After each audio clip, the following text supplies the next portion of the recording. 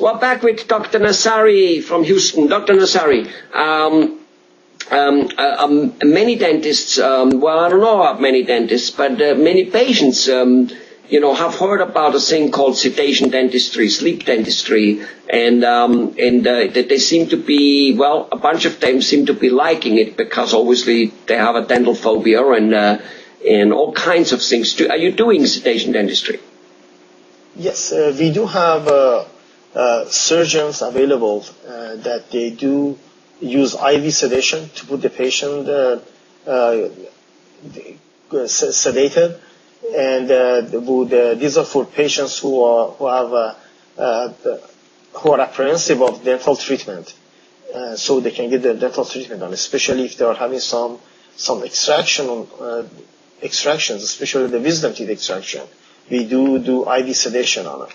And also with some kids that they are apprehensive and they are afraid of dentists and they are afraid of getting dental work in their mouth, we do have people who are completely trained, and then they sedate the patients so they can receive the dental treatment.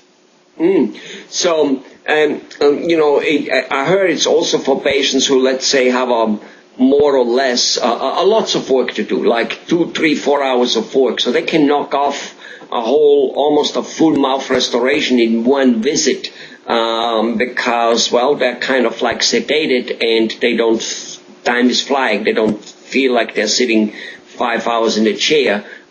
Is that true? Can that be done, and is that a big advantage for those patients? Yes, that can be done, and again, these are done by means of medications, either through the mouth, some anti-anxiety or sedative pills that we give to the patients, or the same medicines can be given intravenously to calm the patients down in order to receive their dental treatment done in almost in one visit. So it would go easier for them. They are not as apprehensive, and the dentist can work without patients being interrupting the doctor, without being so apprehensive that would cause the dentist become apprehensive also. Right.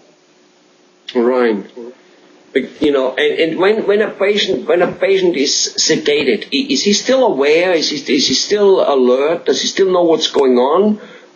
He's not totally knocked out, is he? No, we don't do, in my office, we do not do complete sedation. We call it what is called conscious sedation, which patients are aware of what's going on, but they don't feel as much. They're not as anxious as if they were not being sedated, and they're not as apprehensive. These are called conscious sedations. Right. In order to get the completely being knocked out, we don't do it in our office. They need to. You can refer them to the centers that they do that. Usually, they do them in the ORs in hospitals or some outpatient clinics. Right, but that's not necessarily in most cases needed.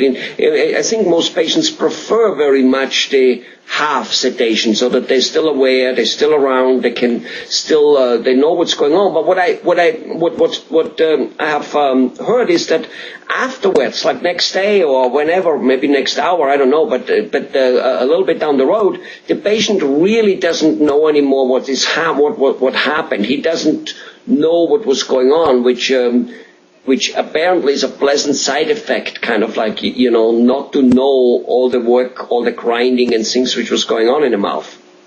Yeah, that's the advantage of these medications, which is called anterograde amnesia. It means that, patients don't remember what is happening to them after the medicine has taken effect in their body.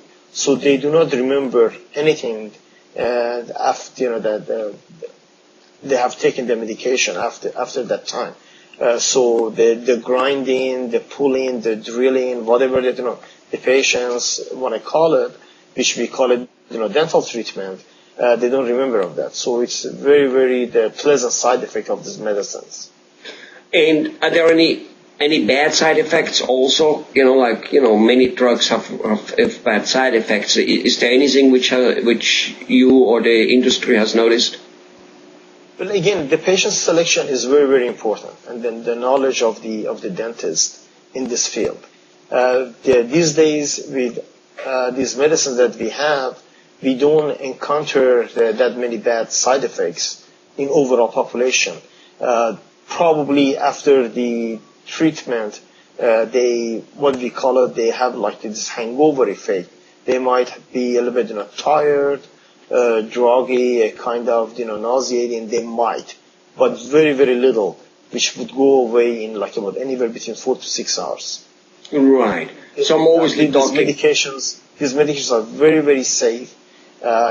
We give exactly the same medicine in a smaller amount to the kids, and you cannot find that many problem in the population.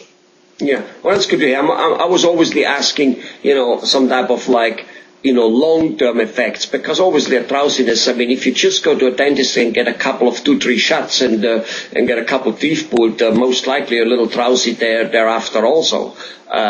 So that's wonderful. So that's good. So obviously a patient should be brought home by somebody. He should have somebody to pick him up, or he should have arranged transportation to go home.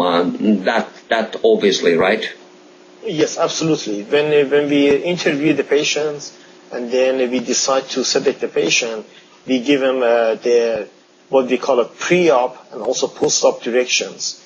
They are emphasized on all the pre- and post-op instructions, what needs to be done, what time they need to have their last meal, and then as far as transportation, we discuss it with them before and after. So we want to make sure that the patient is safe, 100% safe. Right. Okay.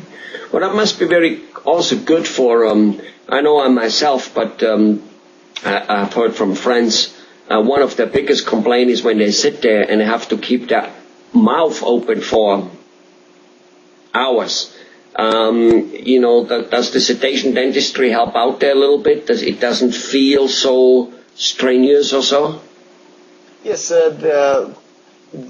when the patient open their mouth for a long time, one of the problem is that when the patient is awake, they try to close it. But these days we can use these little instruments like a pillow that we put between their teeth, and they can rest their jaw on, so it doesn't make the jaw as tired. And also, we are aware that we are working the patient's mouth for a long time, so we give them a break. Even though they are sedated, then we let them, take a break, for a few minutes before we go on. We don't want to cause any the unnecessary and unwanted problem after we finish with their treatment. Right. Well, wonderful, wonderful. So, patients with dental phobia and people who want to get a lot, because you can't do a lots of work if the patient with the normal injection, it's just too much for the patient. He can't stand it, right? But with this, you can do it. So then it's like a tremendous amount of time saving of having to come back and back and back. And again, who kind of wants that? Even if you don't mind to go to the dentist, my hair grows too long all the time simply because it's a hassle to go to the hairdresser, and there's no other aversion. So never mind this together. So this is good. Wonderful. I'm glad you explained it, Dr. Nazari. Thanks a lot. Thank you, sir.